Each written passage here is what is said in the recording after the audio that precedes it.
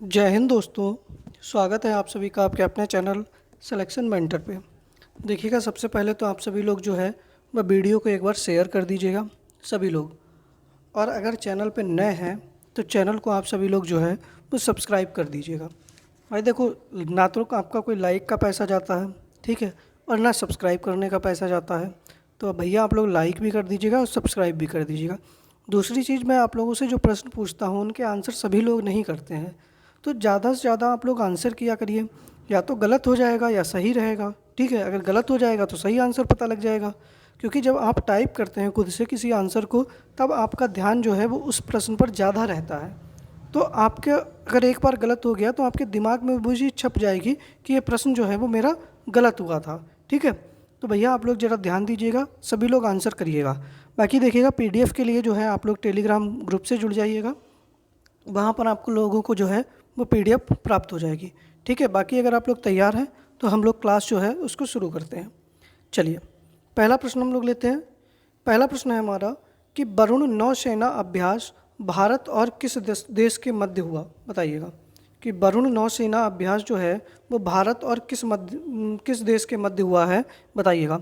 देखिएगा, ये पहले कहाँ पर हुआ है, तो यह अरब सागर में हुआ है, ये भी मैं आपको बता दूं। और कौन से नंबर का हुआ है, तो अभी 21वें नंबर का हुआ है, ठीक है। और ये किसके साथ हुआ है, तो भारत और फ्रांस के साथ हुआ है, ठीक है। जापान के साथ कौन सा होता है भारत का, तो धर्म गार्जियन होता है। कौन सा होता है, धर्म गार्जियन होता है, बीड गार्जियन होता है, जिमेक्स होता है, ठीक है। ये किसके साथ होते हैं, तो याद रखिएगा आप लोग, जापान के साथ में होते हैं। सिंगापुर के साथ में सिम्बेक्स होता है, ठीक है, सिम्बेक्स होता है। इंडोनेशिया के साथ में समुद्र शक्ति होता है,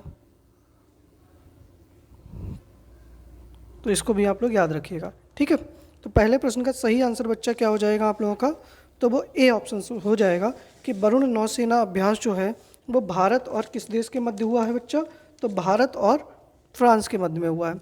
अच्छा, फ्रांस की राजधानी क्या है, बताइएगा। फ्रांस की राजधानी क्या है, जल्दी से बताइएगा। तो फ्रांस की राजधानी क्या है, पेरिस है। और पेरिस में किसका मुख्यालय है, यूनेस्को का। किसका मुख्यालय है, यूनेस्को का मुख्यालय है। और पेरिस को जो है वो क्या कहते हैं हम लोग, तो फैशन नगरी कहते हैं। क्या कहते हैं बेटा, फैशन नगरी कहते हैं, इसको भी आप लोग याद रखिएगा। और पेरिस किस नदी के किनारे स्थित है, ये आप लोगों को कमेंट बॉक्स में आंसर करना है, ठीक है। चलिए आगे हम लोग कुछ युद्धाभ्यास देख लेते हैं, जो कि यहाँ पर दे रखे हैं, एक बार आप लोग देख लीजिएगा।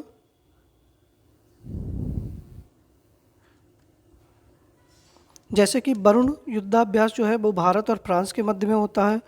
शक्ति जो होता है वो भी भारत और फ्रांस के मध्य में होता है। सूर्य किरण भारत और नेपाल के मध्य में होता है। जिमैक्स या जाइमैक्स जो होता है वो भारत और जापान के मध्य में होता है, ठीक है। ये सहयोग जो होता है, सहयोग कजिन, ये भारत और जापान के मध्य में। गरुण शक्ति भारत और इंडोनेशिया के मध्य में। लामित्य जो है भारत और सेशेल्स के मध्य में। नसीम अल बहर भारत और ओमान के मध्य में। अल नागा ये भी भारत और ओमान के मध्य में। हैंड इन हैंड भारत और चीन के मध्य में। ओसिडिंग्स ये भारत और ऑस्ट्रेलिया के मध्य में।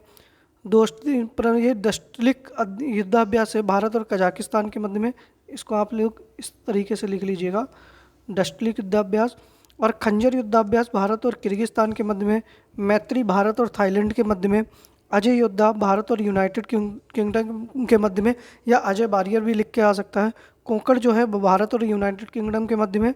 डेजर्ट ईगल भारत और यूएई के मध्य में। और एक्यूवेरियन भारत और मालदीव के मध्य में होता है, ठीक है।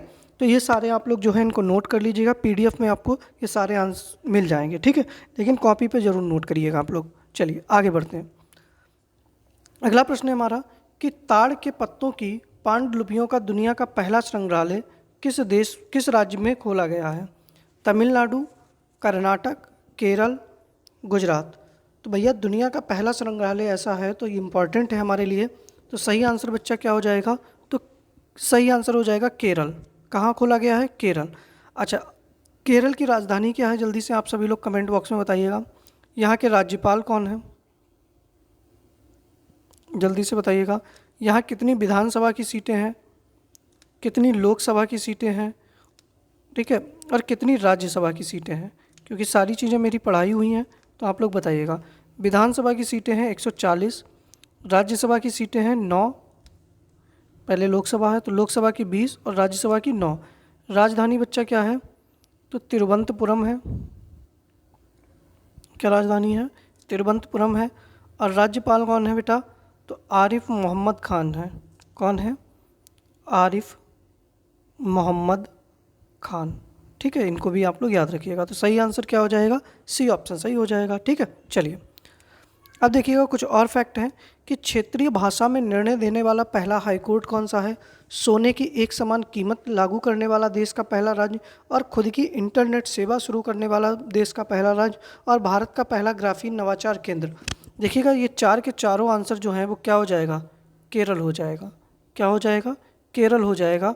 और देश की पहली पूर्ण डिजिटल साक्षरता वाली ग्राम पंचायत जो है उसका नाम है पुल्लमपारा, और ये भी कहाँ पर है बेटा?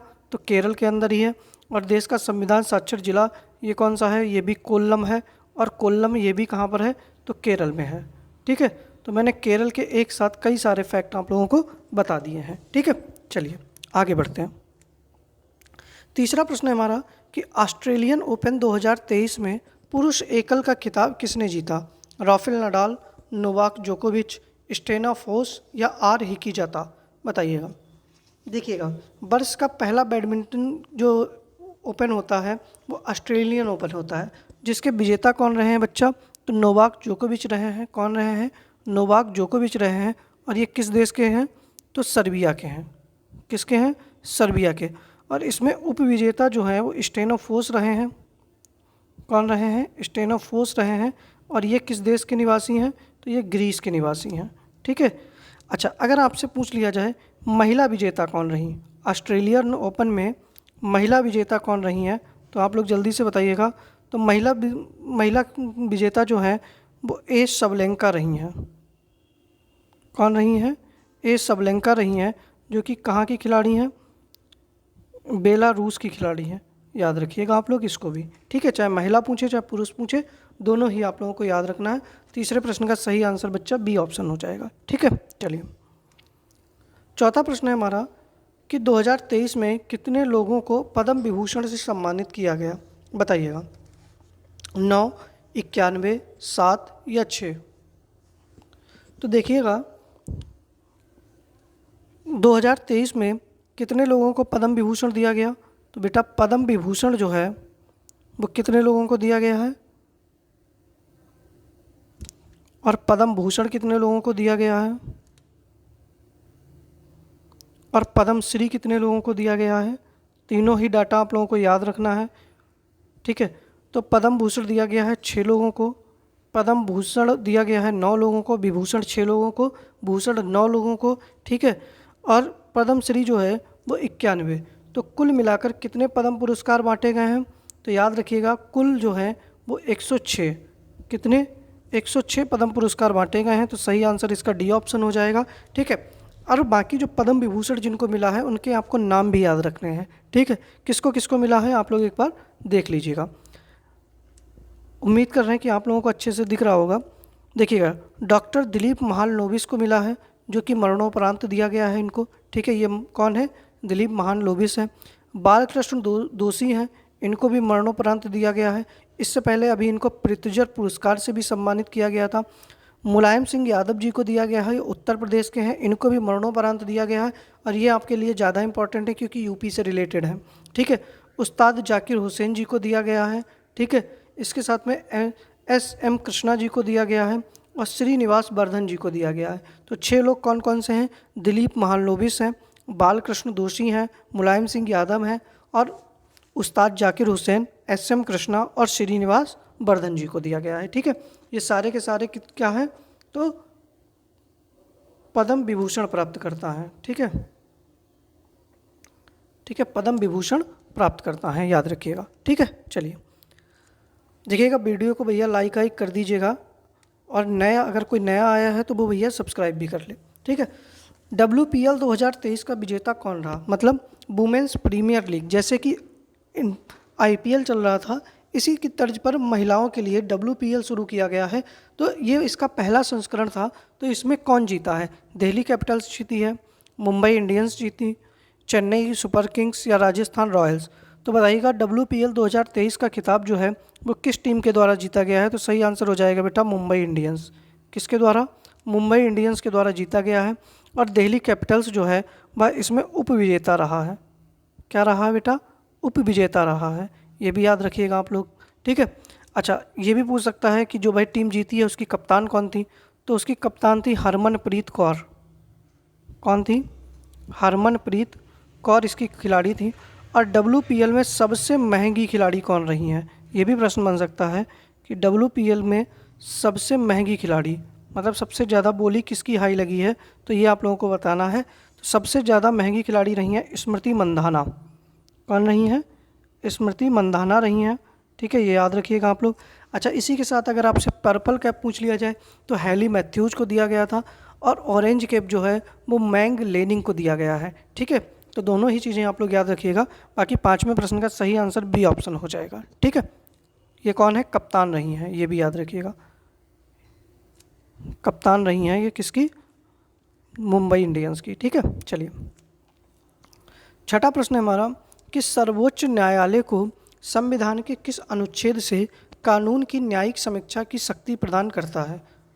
ठीक है, अनुच्छेद 143, अनुच्छेद 131, अनुच्छेद 124 या अनुच्छेद 137? बताइएगा कि सर्वोच्च न्यायालय को किस अनुच्छेद के तहत यह शक्ति प्राप्त है कि वह कानून की जो है वह न्यायिक समीक्षा कर सकता है। देखिएगा, अनुच्छेद 143 में क्या है कि सुप्रीम कोर्ट जो है राष्ट्रपति को सलाह देगा। सुप्रीम कोर्ट के द्वारा राष्ट्रपति को सलाह, ठीक है, वह उसको माने या ना माने वो उसके ऊपर है, ठीक है। बाकी सुप्रीम कोर्ट का मूल अधिकार क्षेत्र, ठीक है, अनुच्छेद 131 में क्या है? सुप्रीम कोर्ट का मूल अधिकार क्षेत्र। इसके साथ में अनुच्छेद 124 में बच्चा क्या है? तो सुप्रीम कोर्ट का गठन। क्या है? सुप्रीम कोर्ट का गठन। और अनुच्छेद 137 में क्या, वो सॉरी 137 में क्या है? न्यायिक समीक्षा, ठीक है। अच्छा, अगर आपसे पूछा जाए कि वर्तमान में सुप्रीम कोर्ट के मुख्य न्यायाधीश कौन है? जल्दी से ये आप लोग कमेंट बॉक्स में बताइएगा। ये आप लोगों के लिए होमवर्क का प्रश्न है, सभी लोग आंसर करिएगा इसका, ठीक है। सुप्रीम कोर्ट के मुख्य न्यायाधीश कौन है वर्तमान में? ठीक है, वीडियो खत्म हो जाने के बाद ही आंसर करिएगा आप लोग, ठीक है। चलिए आगे बढ़ते हैं। सातवां प्रश्न है हमारा कि रक्त एवं संबंधित विषयों का अध्ययन विज्ञान की किस शाखा में किया जाता है बेटा? कीमोथेरेपी, मेमोलॉजी, हेमेटोलॉजी या सोरोलॉजी? बताइएगा। रक्त एवं उससे संबंधित विषयों का अध्ययन जो होता है वो विज्ञान की किस शाखा में किया जाता है बच्चा? जल्दी से बताइएगा, सही आंसर क्या होना चाहिए? तो सही आंसर हो जाएगा बेटा सी ऑप्शन, हेमेटोलॉजी। क्या हो जाएगा? हेमेटोलॉजी हो जाएगा, ठीक है। कैंसर के उपचार में किसका प्रयोग किया जाता है? तो कीमोथेरेपी का, कैंसर के उपचार में, ठीक है। अगर आपसे पूछ लिया जाए कि स्तनधारी जंतुओं का अध्ययन, स्तनधारी जंतु का अध्ययन मेमोलॉजी में किया जाता है बच्चा। सोरोलॉजी में क्या किया जाता है? जल्दी से बताइएगा। सोरोलॉजी में क्या किया जाता है? तो छिपकली का अध्ययन। किसका बच्चा? छिपकली का अध्ययन किया जाता है, ठीक है, याद रखिएगा आप सभी लोग। तो सही आंसर बच्चा क्या आ जाएगा? सी ऑप्शन आप लोगों का सही है। रक्त से संबंधित विषयों का अध्ययन किसमें है? तो हेमेटोलॉजी में है, ठीक है। चलिए, अब किसी को पता हो तो रक्त का पीएच मान बताइएगा और जल्दी से बताइएगा। चलिए आगे बढ़ते हैं। अच्छा, बाकी कुछ और भी है शाखाएं। सिस्मोलॉजी, तो सिस्मोलॉजी क्या होता है? भूकंप का जो अध्ययन होता है वो विज्ञान की किस शाखा में होता है? सिस्मोलॉजी में। जो पर्वतों का अध्ययन होता है वो ओरोलॉजी में होता है। जो हम लोग स्वप्न देखते हैं ना, तो स्वप्न का जो अध्ययन होता है वो ओनोरोलॉजी में होता है, ठीक है, याद रखिएगा। और नींद का अध्ययन, देखो स्वप्न अलग है, नींद अलग है, तो नींद का अध्ययन जो होता है वो हिप्नोलॉजी में होता है, और कीटों का अध्ययन जो होता है वो एटोमोलॉजी में होता है। किस में होता है? एटोमोलॉजी में होता है। ठीक है, तो याद रखिएगा आप सभी लोग। ठीक है, चलिए आगे बढ़ते हैं। 8वां प्रश्न है कि 1967 में भारत के संविधान में राजभाषाओं की सूची में निम्न में से किस भाषा को सम्मिलित किया गया? बताइएगा। तो देखिएगा 1967 में क्या होता है बच्चा? 21वां संविधान संशोधन होता है। ठीक है, और कब होता है? 1967 में होता है, आपको सब पता ही है। और इसके तहत कौन सी भाषा जोड़ी जाती है बेटा? सिंधी भाषा जोड़ी जाती है। कौन सी? सिंधी भाषा जोड़ी जाती है। अच्छा, भाषा जो है वो हमारे संविधान में कहाँ पर है? तो भाग 17 में है। ठीक है, किस में है? भाग 17 में है। 8वीं अनुसूची है। किस में है बेटा? 8वीं अनुसूची में है, और अनुच्छेद 343 से 351 तक है। ठीक है, अच्छा, इसके साथ में आपसे पूछ लिया जाए, इसके बाद में होता है 71वां संविधान संशोधन। ठीक है, 71वां संविधान संशोधन होता है 1992 में। इसके तहत जो होता है वो नेपाली,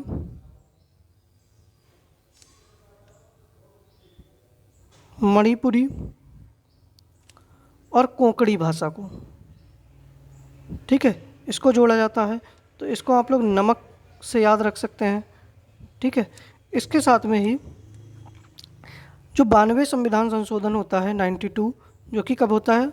2002 में। इसके तहत कौन कौन सी भाषाएं जोड़ी जाती हैं? तो याद रखना, मैथिली, और कौन सी जोड़ी जाती है?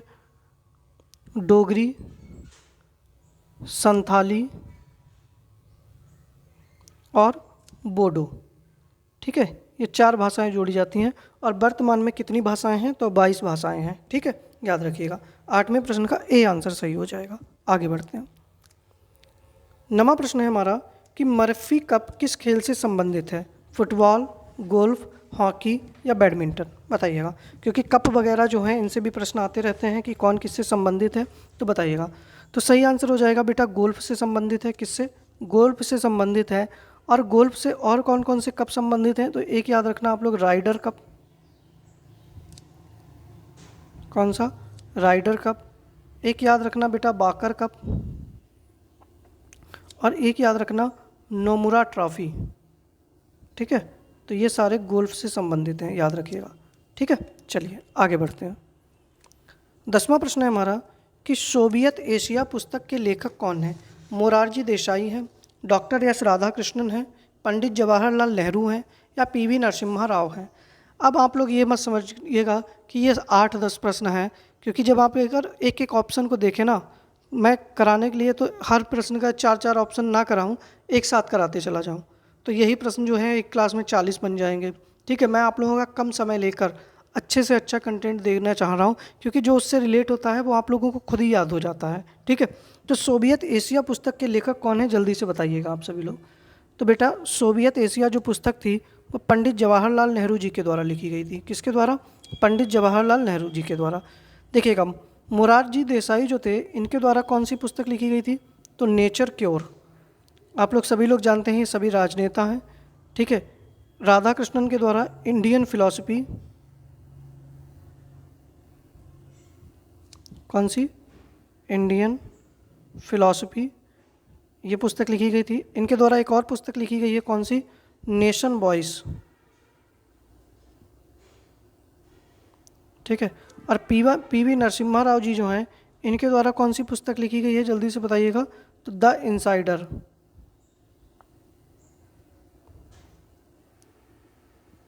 कौन सी है? द इनसाइडर पुस्तक इनके द्वारा लिखी गई है। ठीक है, सही आंसर क्या हो जाएगा? सी ऑप्शन सही हो जाएगा। ठीक है, चलिए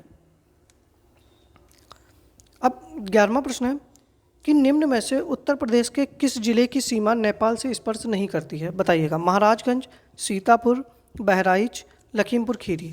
बताइएगा, सही आंसर आप लोगों का क्या हो जाएगा? देखिएगा, तब तक आप लोग बताइएगा नेपाल की राजधानी क्या है, ये भी बताइएगा। मैं बता दे रहा हूँ, नेपाल की राजधानी क्या है बेटा? काठमांडू है। अच्छा, नेपाल के साथ में उत्तर प्रदेश की कितनी सीमा स्पर्श करती है? तो याद रखिएगा, 579 किलोमीटर। कितनी सीमा स्पर्श करता है उत्तर प्रदेश नेपाल के साथ में? 579 किलोमीटर सीमा स्पर्श करता है। ठीक है, और कौन सा जिला जो है वो सीमा स्पर्श नहीं करता? तो देखिएगा सीतापुर नहीं करता है। कौन? सही आंसर क्या हो जाएगा? बी ऑप्शन आप लोगों का सही हो जाएगा। अब हम लोग एक बार मैप में देख लेते हैं कि कौन कौन से जिले सीमा स्पर्श करते हैं। ठीक है, चलिए, उम्मीद कर रहे हैं कि आप लोगों को ये दिख रहा होगा उत्तर प्रदेश के बारे में। यहाँ पर देखिएगा, ये पूरा जो है नेपाल है। यहाँ से देखिएगा, मैं लाइन खींच रहा हूँ, एक मिनट।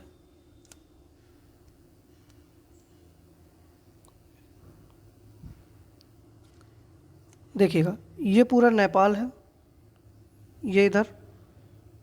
अब आप लोग देख सकते हैं कि कौन कौन सा जिला जो है वो सीमा स्पर्श करता है। यहाँ पर देखिएगा, सबसे पहले पीलीभीत सीमा स्पर्श करता है। फिर यहाँ पर देखिएगा लखीमपुर, तो 1, लखीमपुर 2। फिर यहाँ पर देखिएगा ये बहराइच सीमा स्पर्श करता है 3, श्रावस्ती स्पर्श करता है 4, बलरामपुर करता है 5, सिद्धार्थनगर जिला करता है 6 और महाराजगंज करता है 7। तो भैया नेपाल के साथ में कितने जिले सीमा करते हैं? 7। कौन कौन से? पीलीभीत, लखीमपुर, बहराइच, श्रावस्ती, बलरामपुर, सिद्धार्थनगर और महाराजगंज। 4 के चारों आप लोग देख सकते, 7 के सातों देख सकते हैं आप जिले कौन कौन से जो हैं वो सीमा स्पर्श करते हैं किसके? नेपाल के साथ में। ठीक है, याद रखिएगा आप सभी लोग। चलिए आगे बढ़े, अगले प्रश्न पे बढ़ते हैं। अगला प्रश्न है कि उत्तर प्रदेश का सबसे पूर्वी जिला कौन सा है? उत्तर प्रदेश का सबसे पश्चिमी जिला कौन सा है? तो देखिएगा, यहीं पर देखिएगा, ये हमारा यूपी का मैप है। ठीक है, यहाँ पर आप लोग देखिएगा पूरा। ठीक है, अब आप लोग देख सकते हैं उत्तर प्रदेश का उन्होंने क्या पूछा है? सबसे पूर्वी जिला। तो आप लोग देखिएगा, ये होता है ना उत्तर, दक्षिण, ठीक है, पूरब और पश्चिम। अब आप लोग इधर देखिएगा कहीं पर कि सबसे पश्चिम में कौन सा जिला है, किसकी नोक निकली हुई है? तो आपको यहाँ पर दिख रहा होगा बलिया। ठीक है, तो बलिया जो है वो उत्तर प्रदेश का सबसे पूर्वी जिला है। कौन सा है? सबसे पूर्वी जिला है, जिसकी सीमा किससे लगती है? तो बिहार से लगती है। अब उत्तर में देखो कि सबसे उत्तर में कौन सा जिला सबसे इधर है? तो आप लोग देख सकते हैं कौन सा है? तो ये शामली, सॉरी पश्चिम में है ये शामली।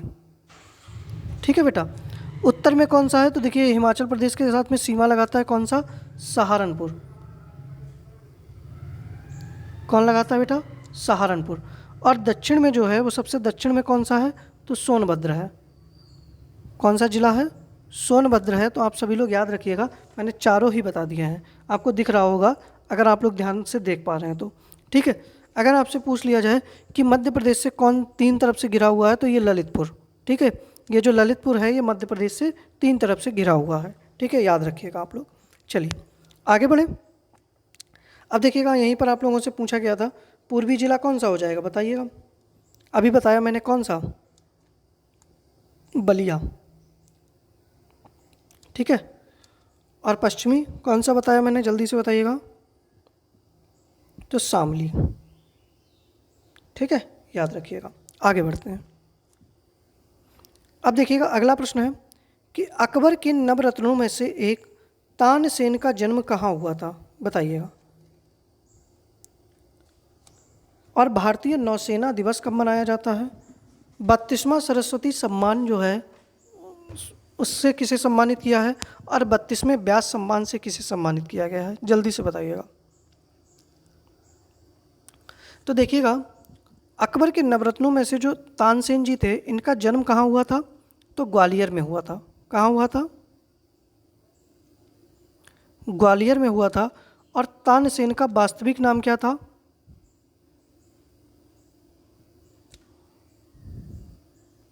तो इनका वास्तविक नाम था रामतनु पांडे। क्या नाम था बेटा? रामतनु पांडे नाम था। और इनके गुरु कौन थे? तो स्वामी हरिदास। ठीक है, वो इनके गुरु थे। ठीक है, और इनकी रचनाएं क्या थी? तो मियाँ के मल्हार, संगीत सार, ये सारी तानसेन की रचनाएं थी। भारतीय नौसेना दिवस जो है वो कब मनाते हैं हम लोग? तो वो 4 दिसंबर को मनाया जाता है। याद रखिएगा बेटा, कब मनाते हैं? 4 दिसंबर को मनाते हैं। फिर अगला प्रश्न है आप लोगों से कि 32वें सरस्वती सम्मान से किसे सम्मानित किया गया और 32वें व्यास सम्मान से किसे सम्मानित किया गया, बताइएगा। तो देखिएगा जो 32वां सरस्वती सम्मान है उससे शिव शंकरी को सम्मानित किया गया।